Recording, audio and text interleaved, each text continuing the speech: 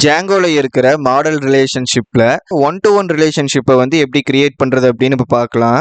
அதை பார்க்கறதுக்கு ப்ரொஃபைல் அப்படிங்கிற ஒரு மாடல் வந்து கிரியேட் பண்ணியிருக்கேன். இப்போ நம்ம ஒரு அப்ளிகேஷனில் வந்து லாகின் பண்ணுறோம் அப்படின்னா ஒரு யூசருக்கு ஒரு ப்ரொஃபைல் மட்டும்தான் அந்த இடத்துல நம்மளால கிரியேட் பண்ணிக்க முடியும். இப்போ எக்ஸாம்பிளுக்கு இப்போ இன்ஸ்டாகிராம் வந்து எடுத்துக்கிட்டோம்னா நம்ம ஒரு அக்கௌண்ட் வந்து கிரியேட் பண்ணுறோம் அப்படின்னா ஒரு யூசருக்கு ஒரு ப்ரொஃபைல் பேஜ் மட்டும் தான் நம்மளால கிரியேட் பண்ண முடியும். இப்போ அந்த மாதிரி சினாரியோவில் நம்மளோட யூசர் மாடல் அப்படிங்கிறத செப்பரேட்டாக வந்து கிரியேட் பண்ணியிருப்போம் யூசருக்கான டீட்டெயில்ஸை மட்டும் ஸ்டோர் பண்ணுறதுக்கு. அண்ட் அது போக ப்ரொஃபைல் பேஜ் அப்படிங்கிறத தனியாக வந்து ரெடி பண்ணுவோம். ஸோ இங்கே யூசர் மாடல் அப்படிங்கும்போது ஜாங்கோவோட பில்டின் யூசர் மாடலை வந்து நான் எடுத்துக்கிட்டேன்.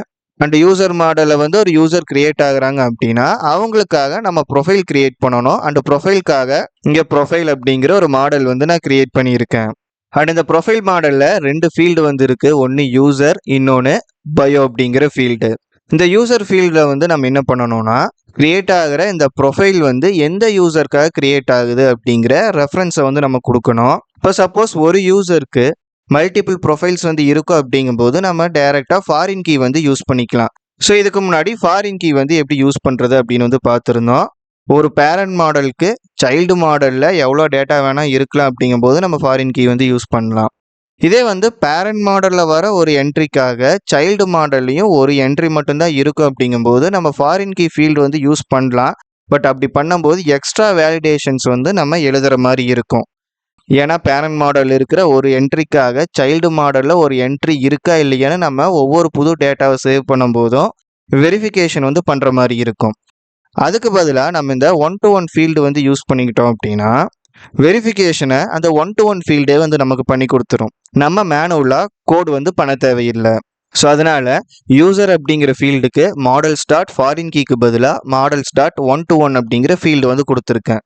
மற்றபடி ப்ராக்கெட்ஸ்குள்ளே கொடுக்கறது வந்து ஃபாரின் கீக்கு கொடுக்குற அதே வேல்யூஸ் தான். ஃபஸ்ட்டாக வந்து எந்த மாடலை இந்த மாடல் கூட லிங்க் பண்ணணுமோ அந்த மாடலோட நேம் வந்து மென்ஷன் பண்ணியிருக்கணும்.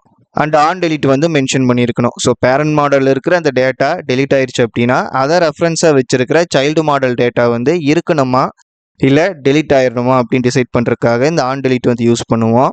அண்ட் இந்த சினாரியோவில் பார்க்கும்போது யூசர் டேட்டா டெலிட் ஆயிடுச்சு அப்படின்னா அதுக்கப்புறம் அவங்களுக்கான ப்ரொஃபைல் டேட்டா இருக்கணும்னு அவசியம் கிடையாது. ஸோ இங்கே ஆன் டெலிட்டோட வேல்யூவாக மாடல் ஸ்டார்ட் கேஸ்கேட் வந்து கொடுத்துருக்கேன். அண்ட் அது போக எக்ஸ்ட்ரா ஒரு ஃபீல்டு வந்து பயோ அப்படின்னு கொடுத்து டெக்ஸ்ட் ஃபீல்டு வந்து ஆட் பண்ணியிருக்கேன். அண்ட் இதோட ப்ராக்கெட்ஸ்குள்ளே blank ஈக்குவல் டு ட்ரூ அப்படிங்கிறத ஆட் பண்ணியிருக்கேன்.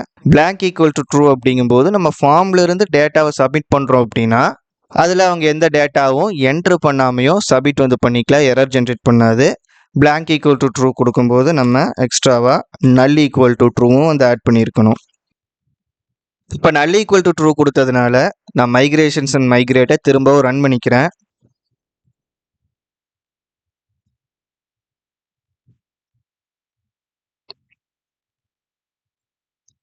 மைக்ரேட் வந்து ரன் பண்ணிட்டு திரும்பவும் சர்வர் வந்து ரன் பண்ணிக்கிட்டேன். இப்போ நான் எழுதின இந்த மாடலுக்காக சீரியலைசரும் வந்து கிரியேட் பண்ணி வச்சிருக்கேன். அண்ட் வியூஸும் ஆல்ரெடி நான் எழுதி வச்சுட்டேன். இந்த ப்ரொஃபைல் மாடலில் ஸ்டோர் ஆகிற டேட்டாக்கு கால்குலேஷன்ஸ் எதுவும் நம்ம பண்ண போகிறது இல்லை. அதனால மாடல் வியூ செட்டை யூஸ் பண்ணி இதுக்கான வியூ வந்து நான் எழுதியிருக்கேன். மாடல் வியூ செட் வந்து எப்படி யூஸ் பண்ணுறது அப்படின்னு உங்களுக்கு தெரியாதுன்னா ஏற்கனவே இந்த பிளேலிஸ்ட்டில் வந்து வீடியோஸ் இருக்குது, அதை பார்த்துட்டு அதுக்கப்புறம் இந்த வீடியோ வந்து பாருங்கள். ஸோ ப்ரொஃபைல் வியூ வந்து கிரியேட் பண்ணிவிட்டு மாடல் வியூ செட்டை வந்து இன்ஹெரிட் பண்ணிவிட்டு கொரி செட்டும் அதுக்கான சீரியலைசர் கிளாஸும் வந்து நான் ஆட் பண்ணிக்கிட்டேன். அண்ட் இதுக்காக urls.py ஃபைலில் வந்து ரவுட்டரும் வந்து செட் பண்ணிவிட்டு அண்ட் அந்த ரவுட்டருக்கான பாத்து வந்து நான் செட் பண்ணிக்கிட்டேன். அண்ட் டேட்டா பேஸில் வந்து ஒரு யூசரும் வந்து நான் கிரியேட் பண்ணி வச்சுருக்கேன். இப்போ போஸ்ட்மேன் வந்து எடுத்துக்கலாம். போஸ்ட்மேன் எடுத்துகிட்டு ஒரு புது ரிக்வஸ்ட் வந்து கிரியேட் பண்ணிக்கிறேன். இப்போ என்ன பண்ணலான்னா நம்மளோட எக்ஸிஸ்டிங் யூசருக்கு ப்ரொஃபைலை வந்து நம்ம ஆட் பண்ணுவோம். ஸோ இங்கே வந்துட்டு யூஆர்எலை வந்து நான் டைப் பண்ணிக்கிறேன். http://127.0.0.1:8000. ஸோ இதுக்கப்புறம் நம்ம ப்ரொஃபைல் வியூக்கான பாத்தை வந்து மென்ஷன் பண்ணணும். பேஸ் யூஆர்எல்ல வந்து மாடல் அப்படிங்கிற பேர் வந்து வச்சுருக்கேன். அண்ட் அதுக்கப்புறம் அதுக்கு ஸ்லாஷ் கொடுத்துட்டு ரவுட்டரில் இருக்கிற ப்ரொஃபைலை வந்து நம்ம கால் பண்ணணும். ஸோ போஸ்ட்மேன் வந்து எடுத்துக்கிறேன். இங்கே 8000க்கு அப்புறம் ஸ்லாஷ் வந்து கொடுத்துட்டு மாடல் ஸ்லாஷ் ப்ரொஃபைல் ஸ்லாஷ். இப்போ ஃபஸ்ட்டு கெட் ரிக்வஸ்ட் வந்து பண்ணி பார்ப்போம். ஸோ நமக்கு ரெஸ்பான்ஸ் வந்து ஒரு எம்டி லிஸ்ட் வந்து வந்திருக்கு. ஏன்னா இது வரைக்கும் நம்ம எந்த யூசருக்கும் ப்ரொஃபைல் வந்து கிரியேட் பண்ணல. அண்ட் ரிக்வெஸ்ட் மெத்தடை போஸ்ட்டாக வந்து சேஞ்ச் பண்ணிக்கிறேன். அண்ட் இப்போ நம்மளோட யூசருக்காக ப்ரொஃபைல் வந்து கிரியேட் பண்ணலாம். அண்ட் யூசரோட ப்ரொஃபைலை வந்து நம்ம கிரியேட் பண்ணுறோம் அப்படிங்கும்போது பாடி கண்டென்ட்டாக வந்து நம்ம யூசரோட ஐடி வந்து கொடுத்துருக்கணும். அண்ட் பயோ தேவை அப்படின்னா நம்ம ஆட் பண்ணிக்கலாம். ஸோ இங்கே பாடி வந்து செலக்ட் பண்ணிக்கிறேன். அதில் ரா அண்ட் இங்கே ஜேசன் வந்து செலக்டில் இருக்கணும். ஸோ இங்கே ஒரு டிக்ஷனரி ஸ்ட்ரக்சர் வந்து கிரியேட் பண்ணிக்குவோம். அதில் first key user underscore ID. இப்போ நம்மக்கிட்ட ஒரு யூசர் தான் இருக்குது அண்ட் அந்த யூசரோட ஐடி வந்து 1. ஸோ இங்கே வந்து நான் 1 அப்படின்னு வந்து ஆட் பண்ணிக்கிறேன். அண்ட் அதுக்கப்புறம் பயோ வந்து நமக்கு வேணும் அப்படின்னு ஆட் பண்ணிக்கலாம். ஸோ இங்கே பயோவோட வேல்யூவை வந்து யூசர் அப்படின்னு வந்து கொடுக்குறேன். இப்போ இந்த ரிக்வெஸ்ட்டை வந்து சென்ட் பண்ணுறேன். திஸ் ஃபீல்ட் இஸ் ரிக்வயர்டு அப்படின்னு வந்து வந்திருக்கு. ஸோ இங்கே யூசர் ஐடின்னு வந்து கொடுத்துருக்கேன். மாடலில் யூசர் அப்படின்னு வந்து இருக்குது. ஸோ அதனால் ஃபீல்டு மிஸ்மேட்ச் வந்து ஆகுது. ஸோ இங்கே வந்து நான் யூசர் ஐடிக்கு பதிலாக யூசர் அப்படின்னு வந்து ஆட் பண்ணிக்கிறேன். இப்போ திரும்பவும் ரிக்வெஸ்ட் வந்து ரைஸ் பண்ணலாம். ஸோ இப்போ இந்த யூசருக்காக ப்ரொஃபைல் வந்து கிரியேட் ஆகிக்கிச்சு. இப்போ டேட்டா பேஸ் எடுத்துகிட்டு ப்ரொஃபைல் மாடலை வந்து எடுத்துக்குவோம். ஸோ இந்த டேபிளை வந்து ரெஃப்ரெஷ் வந்து பண்ணுறேன். இப்போ நமக்கு யூசர் ஐடி 1க்காக ஒரு புது ப்ரொஃபைல் என்ட்ரி வந்து கிரியேட் ஆகிருக்கு. அண்ட் இங்கே பார்க்கும்போது நம்மக்கிட்ட ஒரு யூசர் தான் இருக்குது. அண்ட் அந்த யூசருக்கு இப்போ நம்ம ப்ரொஃபைல் வந்து கிரியேட் பண்ணிட்டோம். இப்போ திரும்பவும் நம்ம இந்த ரிக்வெஸ்ட்டை வந்து ரைஸ் பண்ணோம் அப்படின்னா எரர் வந்து ஜென்ரேட் பண்ணோம். ஏன்னா 1-to-1 ஃபீல்டாக வந்து நம்ம அந்த ரிலேஷன்ஷிப்பை வந்து இந்த 2 மாடலுக்கு இன் பிட்வீனில் கிரியேட் பண்ணியிருக்கிறதுனால யூசருக்காக ஒரு ப்ரொஃபைல் வந்து கிரியேட் ஆயிடுச்சு அப்படின்னா திரும்பவும் இன்னொரு ப்ரொஃபைல் வந்து சேம் யூசருக்கு கிரியேட் பண்ண முடியாது.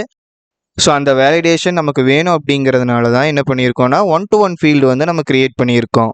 இப்போ போஸ்ட்மேன் வந்துட்டு மறுபடியும் ரிக்வெஸ்ட்டை வந்து ரைஸ் பண்ணுறேன். ஸோ இந்த இடத்துல பார்க்கும்போது நமக்கு மெசேஜ் வந்து வந்திருக்கு. அண்ட் இந்த மெசேஜ் நம்ம செட் பண்ணல, நம்ம மாடல் வியூ செட் வந்து யூஸ் பண்ணுறதுனால டிஃபால்ட்டாக அந்த மெசேஜஸ் எல்லாமே என்ன எரர் ஜென்ரேட் ஆகுதோ அதுக்கு ஏற்ற மாதிரி வந்து வந்துடும். ஸோ இங்கே என்ன மெசேஜ் வந்து வந்திருக்குன்னா யூசர் அப்படிங்கிற கீ வந்து வந்துட்டு profile with this user already exist அப்படின்னு வந்து வருது. அண்ட் நான் ப்ரௌசரில் வந்து அட்மின் பேனலை ஏற்கனவே ஓப்பன் பண்ணி வச்சுருக்கேன். இங்கே வந்துட்டு இன்னொரு யூசர் வந்து கிரியேட் பண்ணிக்கிறேன்.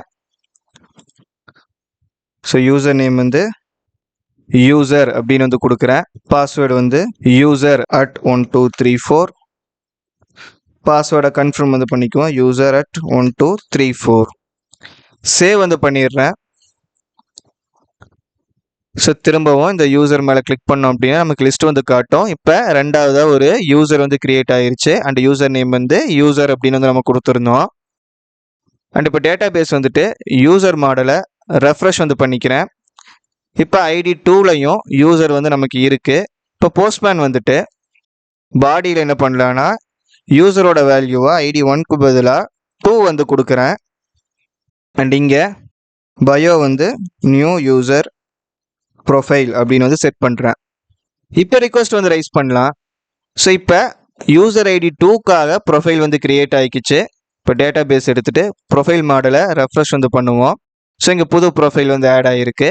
அண்ட் இப்போவும் ஐடி 2க்காக ஒரு ப்ரொஃபைல் வந்து நம்ம ஆட் பண்ணிட்டதுனால இந்த ரிக்வெஸ்ட்டை திரும்ப ரைஸ் பண்ணோன்னா மறுபடியும் நமக்கு profile with the user already exist அப்படிங்கிற இந்த மெசேஜ் வந்து வரும். அண்ட் இந்த மெசேஜ் வந்து மாடல் வியூ செட் யூஸ் பண்ணும்போது டிஃபால்ட்டாக அதுவே வேலிடேஷன் பண்ணி எடுத்துகிட்டு வந்துடுது. சப்போஸ் நீங்கள் ஏபிஐ வியூ வந்து யூஸ் பண்ணுற மாதிரி இருந்தால் அதுக்கு எப்படி இந்த மெசேஜை வந்து செட் பண்ணுறது அப்படின்னு வந்து பார்க்கலாம்.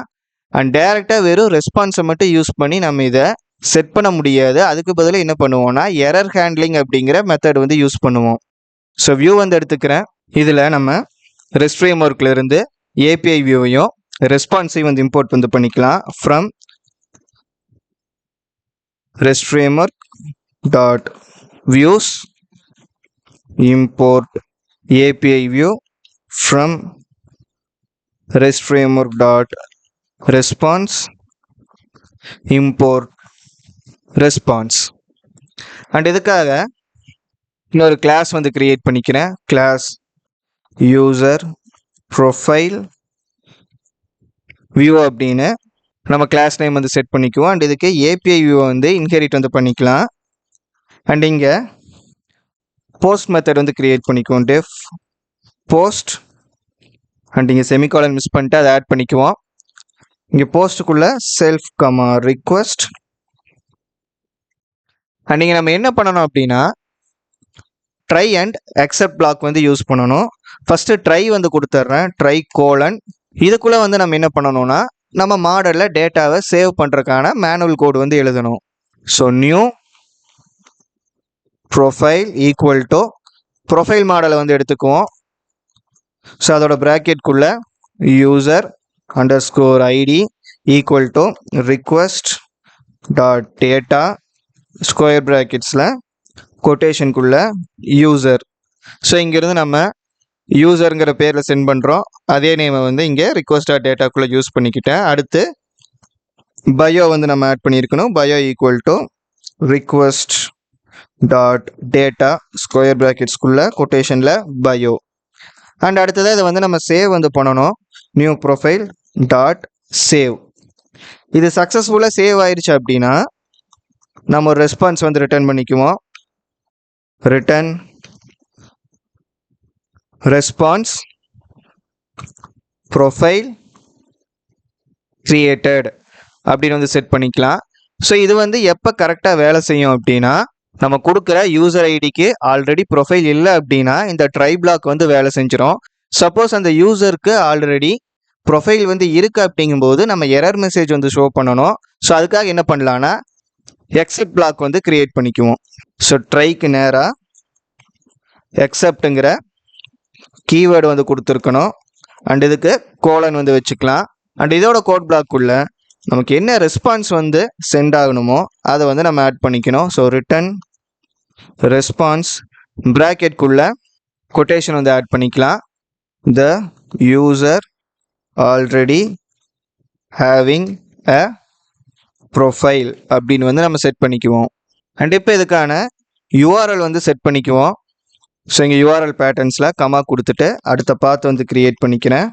பாத் கொட்டேஷனில் API அப்படின்னு வந்து ஆட் பண்ணிக்கிறேன். ஸோ API ஸ்லாஷ் கொட்டேஷனுக்கு வெளியே class dot as view.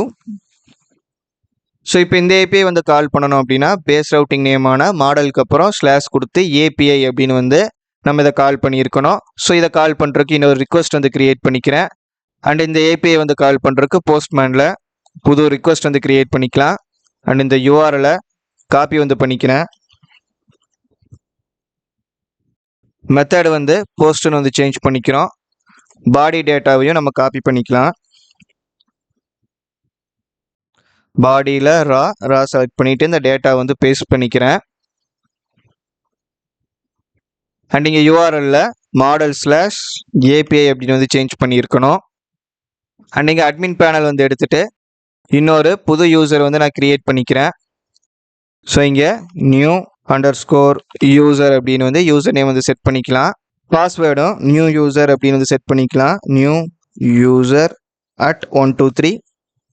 So new user at 123. So password வந்து யூசர் நேமுக்கு சிமிலராக இருக்குது அப்படின்னு வந்து மெசேஜ் வந்து கொடுக்குது. ஸோ வேறு பாஸ்வேர்டு வந்து கொடுத்துக்கலாம்.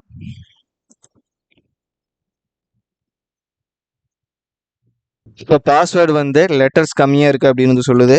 ஸோ 8 கேரக்டர்ஸ் வந்து மினிமம் இருக்கணும். ஸோ அதுக்கேற்ற மாதிரி பாஸ்வேர்டு வந்து செட் பண்ணிக்கிறேன். ஸோ இப்போ நமக்கு இன்னொரு யூசர் வந்து கிரியேட் ஆயிடுச்சு. இப்போ இந்த யூசர் ஐடிக்காக நம்ம ப்ரொஃபைல் வந்து கிரியேட் பண்ணலாம். ஸோ இப்போ ரிக்வெஸ்ட் வந்து ரைஸ் பண்ணுறேன். ப்ரொஃபைல் கிரியேட்டட் அப்படிங்கிற ரெஸ்பான்ஸ் வந்து வருது. அண்ட் டேட்டா பேஸ் எடுத்து பார்த்தோன்னா நம்ம தேர்டாக ஒரு யூசர் வந்து கிரியேட் பண்ணியிருந்தோம். யூசர் டேபிளை ரெஃப்ரெஷ் பண்ணிக்கிறேன். இங்கே தேர்ட் யூசர் வந்து நமக்கு ஆட் ஆகிருக்கு. அண்ட் அதே மாதிரி ப்ரொஃபைல் மாடல் எடுத்துக்கிட்டாலும் இதை ரெஃப்ரெஷ் பண்ணும்போது நமக்கு தேர்ட் ப்ரொஃபைல் வந்து ஆட் ஆகிருக்கும். இப்போ தேர்ட் யூசருக்கு ஆல்ரெடி ப்ரொஃபைல் இருக்குது. இப்போ வந்து இந்த ரிக்வெஸ்ட் ரைஸ் பண்ணுறேன். ஸோ இப்போ the user already having a profile அப்படின்னு நம்ம API வியூ மூலிமா கஸ்டமாக செட் பண்ண அந்த எரர் மெசேஜ் வந்து வருது. ஸோ இந்த வீடியோ அவ்வளோதான். இந்த வீடியோ உங்களுக்கு யூஸ்ஃபுல்லாக இருந்தால் லைக் பண்ணுங்கள். அண்ட் Django REST ஃப்ரேம்வொர்க்கை கம்ப்ளீட்டாக கற்றுக்கணும் அப்படின்னு நினச்சிங்கன்னா மறக்காமல் நம்ம சேனலுக்கு சப்ஸ்கிரைப் பண்ணிவிட்டு Django REST ஃப்ரேம்வொர்க் பிளேலிஸ்ட்டை கம்ப்ளீட்டாக பாருங்கள். தேங்க்ஸ் ஃபார் வாட்சிங்.